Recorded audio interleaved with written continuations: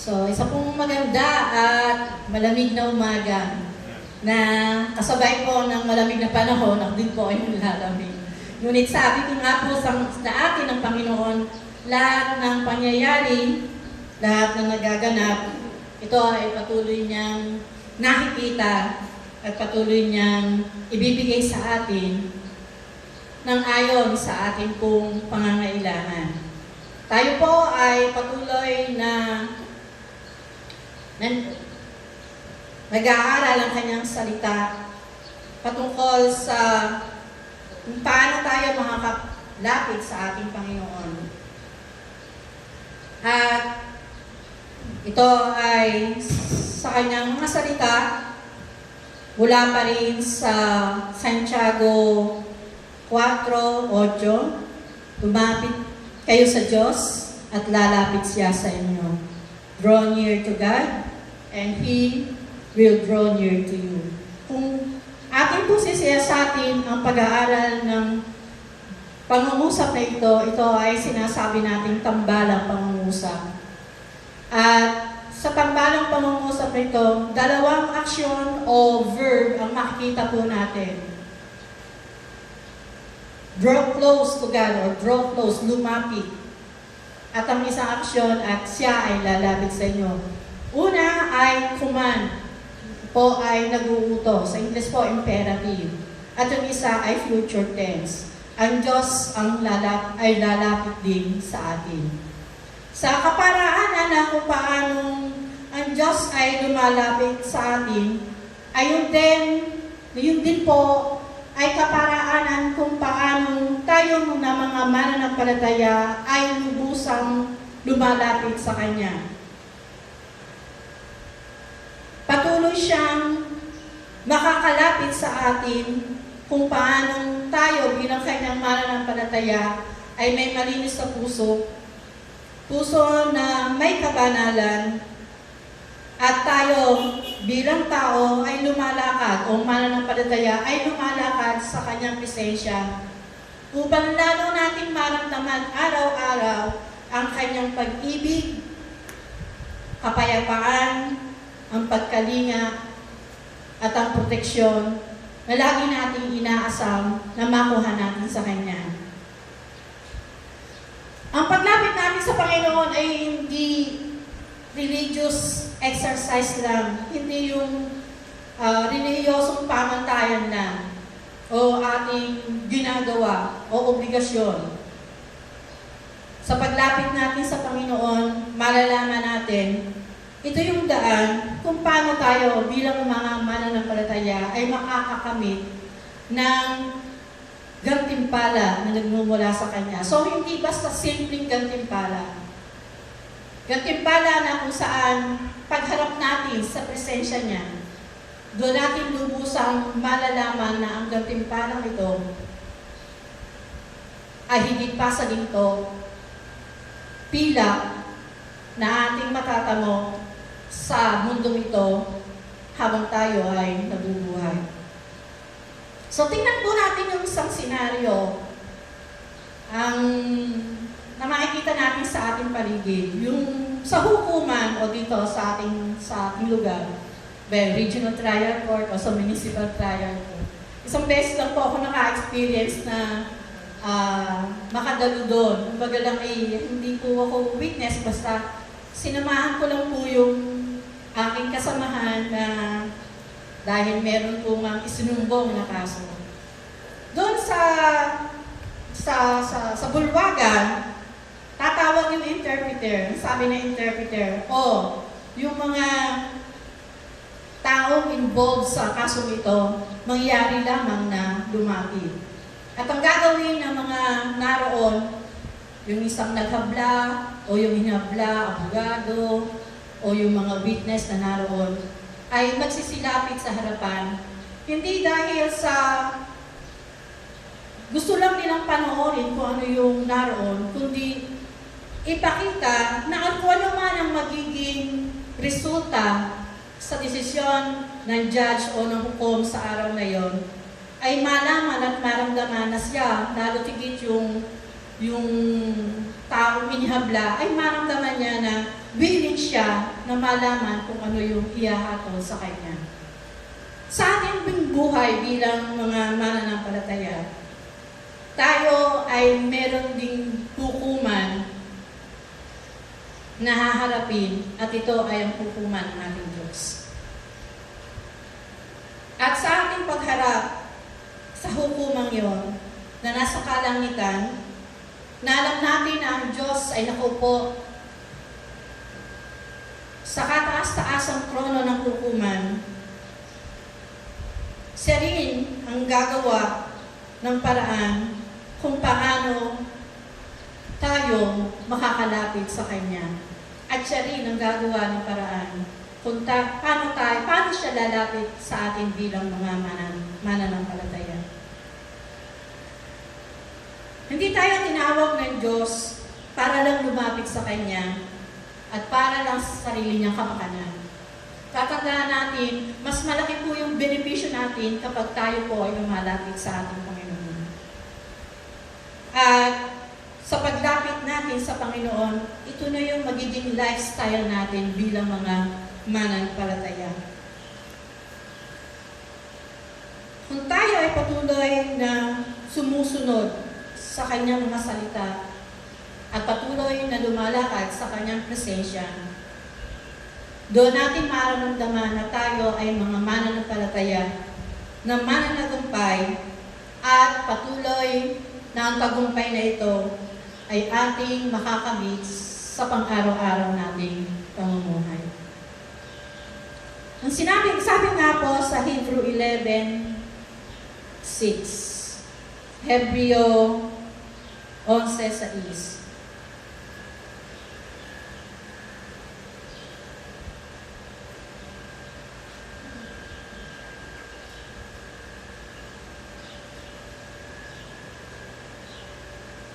So sinasabi niya dito, God is a rewarder for those who diligently seek Him. Sa wikang Tagalog, at hindi kinalulugdan ng Diyos ang hindi nananalig sa Kanya, sapagkat ang sinumang lumalapit sa Diyos ay dapat maniwalang may Diyos at Siya ang nagbibigay ng mga gantimpala sa mga humahanap sa Kanya. Ang mga talatang ito ay nagsasaad na habang tayo po ay lumalapit sa ating Diyos, may gantimpala tayo makakamit mula sa ating Diyos. At may 6 na puntos na kung paano natin makakamit ang gantimpalang ito na nagmumula sa Kanya. Sa unang puntos, God will draw near to you. Ang Diyos ay lalapit sa atin. At ito ay nakapahayag sa James 4:8. So, paano natin malalaman na ang Diyos ay lumalapit sa atin? Paano natin mararamdaman na ang Diyos ay lumalapit sa atin? Mararamdaman natin na ang Diyos ay lumalapit sa atin kapag tayo po ay naglalaan ng oras, ng talento, ganon din naman ang ating pagpapala na ibinibigay natin at inihahandog sa Kanya. Sa panahon na kung saan alam natin kung ano yung prioridad natin, most of the time, pagka po tayo ay manggagawa at nagmamadali sa oras, kalimitan na nalimutan ng manalangin. Ay, mahuli ako sa trabaho, hindi na ang isang mag-aaral, ganun din. Pagka mahuli na sa pagpasok, nalilimutan na rin ang pananalangin. Pero, isang paraan kung paano nararamdaman natin na ang ating Diyos ay patuloy na lumalapit sa atin, ito ay sa pamamagitan ng ating pananalangin. Pananalangin na kung saan alam naman natin na ito yung ating guide para tayo ay maging maayos sa maghapon nating paggawa, maging maayos sa maghapon nating pag-aaral. So, lalapit ang ating Diyos sa atin kapag alam natin kung ano yung ating prioridad prioridad sa buhay. Ano ba talaga? At ang inuuna natin sa buhay na ito, na kung saan ay ipinagkaloob niya. Pangalawa, lalapit sa atin ang ating Diyos at ang reward na ito, that He will guide you into all truth. Tayo ay papatnubayan ng ating Diyos. Isang reward to, papatnubayan tayo ng ating Diyos upang malaman ang katotohanan. Sabi nga, Jesus is the way, the truth, and the life. No one can go to the Father except through Him. Sa unang bahagi ng John 16:13, sinasaad po dito ng pagdating ng Espiritu ng katotohanan, tutulungan niya kayo upang maunawaan ninyo ang buong katotohanan. Ang Santong Espiritu ang patuloy na nagbibigay sa atin ng guide, ang mangunguna sa atin upang malaman natin ang lubusang katotohanan. Ang katotohanan na kung saan ang Diyos ang maghahayag nito hanggang tayo'y lubusang lumalapit sa Kanya. Ano ba yung sinasabing God is the one and true? Alam natin na ito ay ang Holy Spirit na nagtuturo sa atin kung paano natin maunawaan yung katotohanan ng inihahayag sa atin ng Panginoon. Kapag tayo ay humaharap sa napakaraming problema sa buhay, kakulangan, lalo't karamdaman, mga bagay na hindi expected na mangyayari sa atin, tayo ay lumalapit sa ating Diyos, tayo ay nananalangin sa ating Diyos, at naniniwala tayo na sa Kanyang mga salita, dahil ito yung gabay na ating pinanghahawakan, matutugunan o masusolusyonan kung ano yung ating mga problema sa buhay.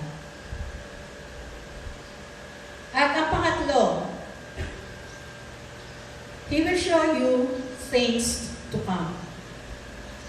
Sa pangatlong reward na makukuha natin sa Diyos, sa ating paglapit at paglapit niya sa atin, pakikita niya yung mga bagay na at ipapahayag yung mga bagay na darating o mangyayari. Nakasaad pa rin po sa Juan 16:13 sa huling talata, at ipapahayag ang mga bagay na darating. Alam natin na ang mga bagay na darating na ito, lalo tigit tayong mga mananampalataya, ay nananabik doon sa ikalawang pagparito ng Panginoon. Sa ating paniniwala sa Kanyang ikalawang pagparito, lalo kung tayo ay bitbit ng o tayo ay napakadaming alalahanin, napakadaming problema, maraming maasa na sa ikalawang pagparito niya, may ibsan o mawawala yung anumang problema niyo. Inihahayag sa atin ng ating Diyos ang mga bagay na darating sa pamamagitan pa rin ng Kanyang mga salita. So, ibig sabihin, kailangan natin patuloy na basahin ang Kanyang mga paalala mula sa banal na salita ng Diyos. Na minsan, sabi nga, minsan biktima rin po ako pag marami po talaga akong trabaho. Hindi po ako nakakapag-devotion at yun ay inaamin ko sa Panginoon. At hinihingi ko po yun ang takot sa Kanya. Na sa dami ng gawain, alam ko po, lahat tayo ay ganun din. Ngunit, kapag tayo ay nakalapit sa Kanya at humingi ng tawad, mararamdaman natin kung paano niya tayo niyayakap at kung paano niya tayo binibigyan ng kapayapaan dahil tayo ay lubusang nagsisisi sa ating mga pagkukulang. Pang-apat, He will make you perfectly strong. Gagawin niya tayo na talagang matatag at matibay sa mga pangyayari na nangyayari sa ating buhay. Dahil sabi nga sa Nehemiah 8:10, "The joy of the Lord is your strength." Di ba may kanta po tayo doon? "The joy of the Lord is my strength." Di ba? Sa panahon na kung saan ang kagalakan ng Panginoon na ibinibigay niya sa atin, kagalakan na kung saan ay hindi ito mapapawi dahil ang kagalakan ay within, nasa kaibuturan ng ating puso. Yung pagkakaiba nun sa happiness. Ang happiness, kaya tayo masaya, ay dahil sa material na bagay. Pero pag sinabi kong joy, nasa kaibuturan ng ating puso, ano man ito, anumang sitwasyon na meron tayo, masaya pa rin tayo na kapaglilingkod sa Kanya dahil ang galakan nun ay nagmumula sa ating Diyos. Kung tayo man po ay nakakaranas ng mga sitwasyon na sa palagay po natin ay napaka-imposible na masolusyonan, na hindi natin kayang i-handle. Marami pong ganon ang pangyayari. Ito man ay sa larangan po ng ating pag-aaral, sa larangan ng relasyon ng mag-asawa, sa larangan na kung saan ang ating pong negosyo ay hindi nagpapatuloy, kakulungan ng pananalapi. Hindi dapat tayong mag-give up. Kailangan tayo ay magpatuloy. At sa pagpapatuloy na yon, ang reward na ito, nabibigyan tayo ng Diyos ng kalakasan, ay patuloy natin makakamit dahil magtitiwala tayo sa Kanya. Sa buhay natin, hindi natin dapat harapin yung mga discouragement na nangyayari sa ating buhay. Halimbawa, mag-aaral ka. Bumaksa ka dun sa subject na yon. Huwag mong sabihin sa sarili mo na, "Kaya ka nang pumasok. Nahihiya na ako sa aking nanay at tatay kasi ang laki ng tuition fee ko. Hindi naman ako pumasa sa aking subject." Isa yung sa discouragement ng mga mag-aaral. Pagka may baksak na grado. Pero tatandaan natin, hindi magiging hadlang yung bagsak na grado mo para ikaw ay magpatuloy kung ikaw ay mag-aaral.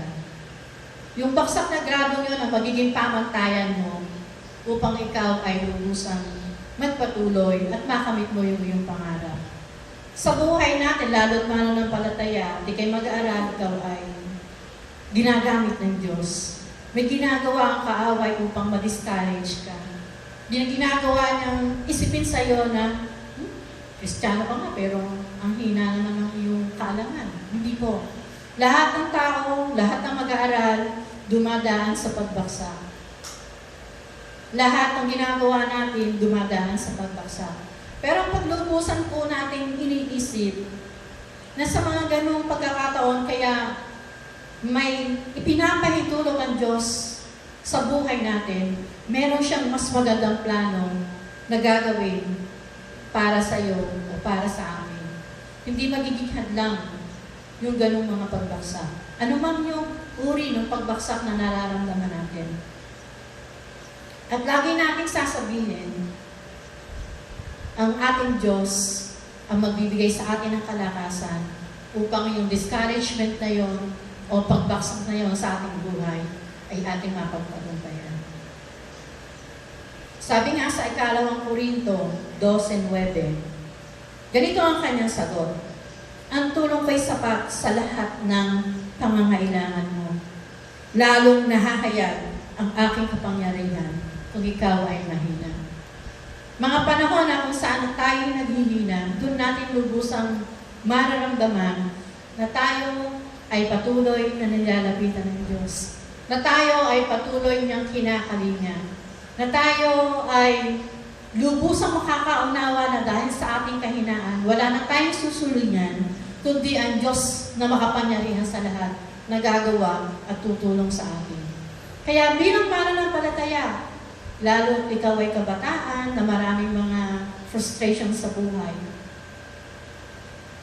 Unang higit, ang una mong lalapitan ay ang Diyos na magbibigay sa iyo ng kapayapaan. Oo, may ginagamit ang Diyos ng mga taong magiging bridge para masabi mo kung ano yung nasa damdamin mo. Lalo tigit, nanay o tatay mo. Pangalawa, mga kaibigan mo, church mates. Pero sa paglapit mo sa Panginoon, naniniwala ako, lalusan niyang papawigin ano man yung mga alalahanin mo sa buhay. Sinasabi dito na nahayag ang aking kapangyarihan. Ito ang sabi ng Diyos, kung ikaw ay mahina. Papaano yun? Sa salita ng Diyos, ang kalakasan ay sinasabing dunamis. Ibig sabihin ng kalakasan ay dunamis. Na ang ibig sabihin ay God's miracle is working as a working power. Na ang kapangyarihan ng Diyos ay kapangyarihan na makagagawa ng himala. Yun ay dunamis. Na sa kapangyarihan ito, doon magbibigay ng lakas sa basa sa atin. At doon na masisimula yung kapangyarihan na kanyang ihahayag sa buhay natin bilang mga mananampalataya. Kaya huwag natin kakalimutan na ang lahat ng pangyayari sa buhay natin, hindi lang ikaw ang nakakaranas noon. Sabi nga, nung nawala ang aking asawa, yung verse na 1 Corinthians 10:13, isa yun sa hindi ko malimutan na ang lahat ng tao sa mundong ito ay nakakaranas ng problema. Pero ang pinaka-consolation doon sa lahat ng mga nananalig sa Kanya, bibigyan niya to ng kaginawahan at bibigyan niya to ng kalungkasan. So, sa atin bilang mga mananampalataya, talagang napakahirap na dumadanas tayo sa pagsubok. Pero, huwag natin iisipin tayo lang sa mundong ito yung may pagsubok. Lahat ng tao sa buong mundo makakaranas ng pagsubok. At alam naman natin na sa pagsubok na yon, patuloy tayong yayakapin ng Panginoon. Panglima po, He will give you everything you need. Ibibigay niya ang lahat ng ating pangangailangan. Ito po, alam na po natin. Mula sa Matthew 6:33. But seek first the kingdom of God and His righteousness, and all those things shall be added unto you. Hanapin mo muna ang kahirapan ng Diyos at ang Kanyang katwiran. At lahat ng bagay ay idadagdag niya sa inyo. So, i-relate ko muli ang halimbawang ito sa amin pong dalawang magnanay. Si Rachel po, pati ako. Kasi kanina, sabi ko, simba tayo. Naiimbisip ako. Kasi nga po siya ay napakadaming trabaho. Bilang isang TV broadcaster, ay siya iniyaharap pa sa isang gawain na lagi namang nangyayari sa amin bilang teacher. No? Kayong magde-demo yung demonstration teaching. Ay okay lang po pag may bata. Pag demonstration teaching na nasa sa video, napakahirap po kasi ang dami pong gagawin slides, ang dami pong gagawin. Pero naisip niya na unahin muna ang kaharian ng Diyos at ang lahat ng bagay ay dadagdag sa inyo. Bilang nanay, ganun din po ako. Tatrabaho, ang dami ng trabaho, ang dami ng ginagawa sa paaralan. Ngunit, naniniwala po ako na pag inuna ko po ang Diyos, idadagdag niya yung mga bagay na kailangan ko. Kalakasan, katalinuhan, kaunawaan, na related sa aking trabaho. At ito din po, no, hindi po talaga madali yung paghahayag ng kanyang mga salita sa harapan ng kapwa ko Kristiyano. Ngunit natitiwala po ako ng sa pagtawag ko sa kanya, siya ang lubusang mabibigay sa akin ng kakayanan at katatagan. So, isa po yung reward, everything shall be added unto you. Lahat ng pangangailangan natin ay ibibigay niya. Hindi man ito material na bagay. Ay lalo tigit yung kapayapaan na nasa puso natin. Kung lalo tayo ay humaharap din sa mga problema natin sa buhay. Pang-anim, He will anoint your natural abilities. Kasi yung pag sinabing anointing, yung papahirang ka ng langis. Pero, dun po sa Luke 4, chapter 4, verse 18, sa unang bahagi, the Spirit of the Lord is the Spirit of the Lord is on me because He has anointed me. Ang Espiritu ng Diyos ay nasa akin dahil hinirang niya ako. Lahat tayo bilang mga mananampalataya ay hinirang ng ating Diyos. Lahat po tayo ay may kani-kanyang abilidad, kakayanan, na papagyayaman kung ating pong gagawin ito para sa ating Diyos. Sabi nga, doon sa kakayanan na meron tayo, ano man yun, hindi tinitingnan ng Diyos kung ano yung magagawa mo. Tinitingnan ng Diyos yung availability mo. Yung time mo, available ka ba? Kaya mo bang gawin ang mga pinagagawa ko sa iyo? Ikaw ba yung tipo na pag sinabihan ng pastor, o kapatid, hahayo tayo, sasama ka ba? Ay pag sinabi mo, pastor, saka na po, dahil busy po ako, parang ang hirap. Tatandaan natin, ang pastor po natin ang may highest authority dito sa ating iglesia. Kaya sa sinasabing vision keeper, katulong ang mga pastor upang patuloy na makagawa at maging maunlad ang gawain ng Panginoon dito sa lupa. Pag sinabi ng ating leader sa ministry, kapatid, tayo po ay may fellowship. Attend ka.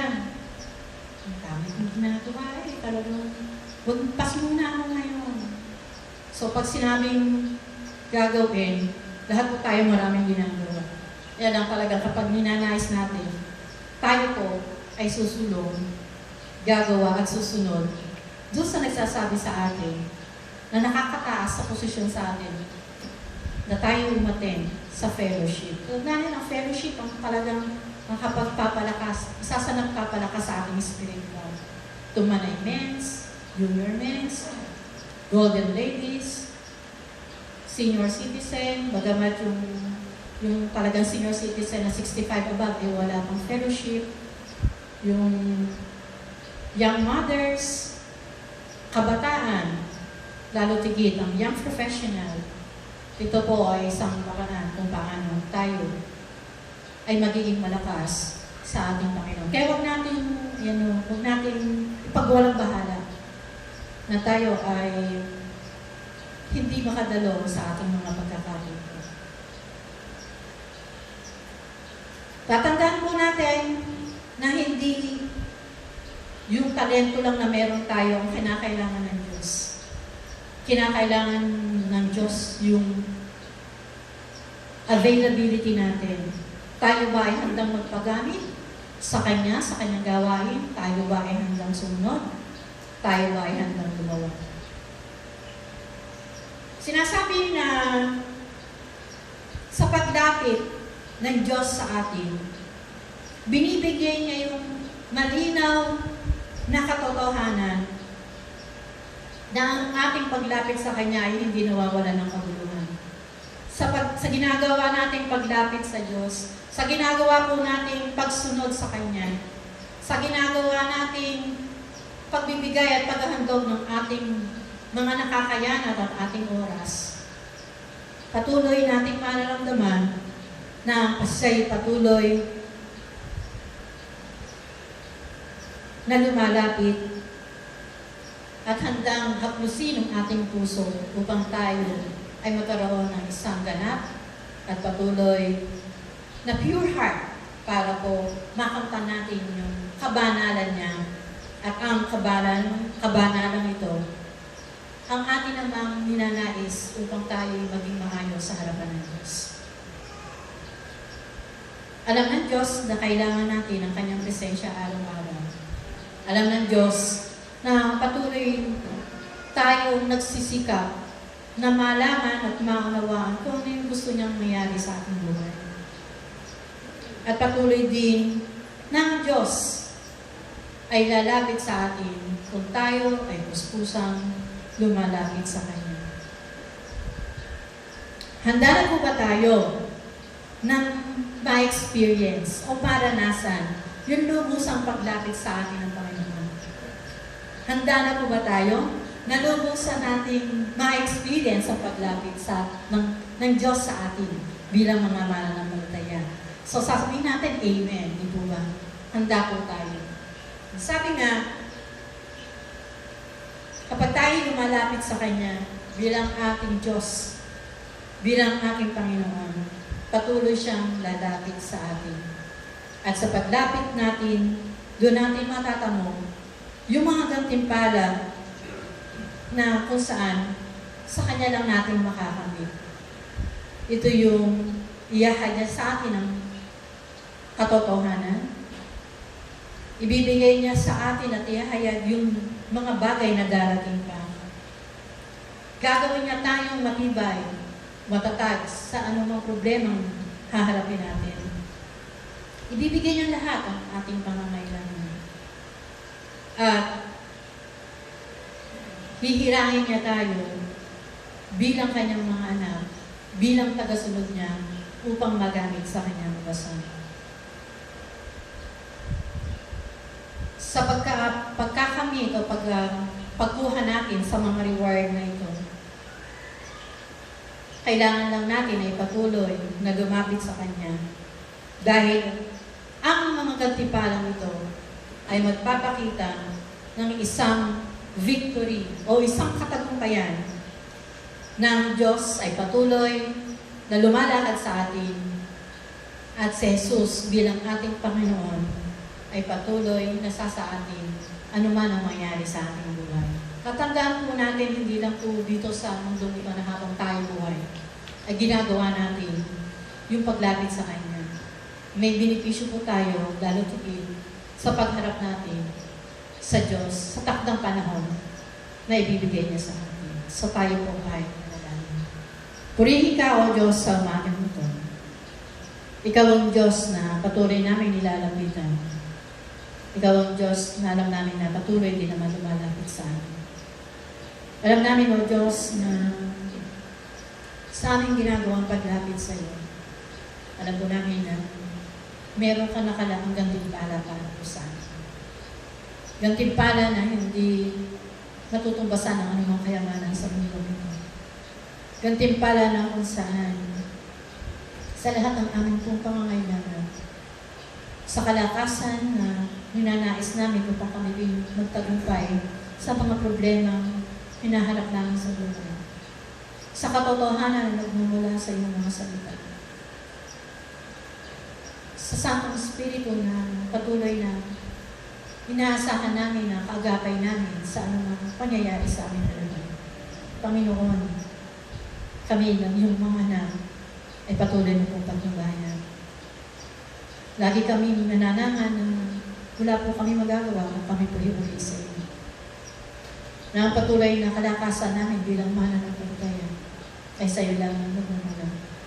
Kaya naman, Panginoon, upang lubusan namin maramdaman na ikaw ay lumalapit sa amin, na ikaw ay nasa sa amin, ay huwag nawa kami maminawa na patuloy na lumapit sa iyo sa amin pong pananalangin, sa amin pong paggawa, sa aming mga pagsunod sa aming mga pastor, na siyang daluyan ng iyong mga pagpapala. Ikaw, Panginoon, ang inaasahan namin na patuloy na makikisa sa amin at patuloy na agapay dahil alam namin ang tagumpay namin ay nagmumula naman sa iyo. Purihin ka, Panginoon, sa umaga nito. Pagpalain mo po ang mga mensahe mo na nahayag ng umaga. Sa iyo po ang pinakamataas papuri pagsamba ng sa Panginoon Jesus. Amen.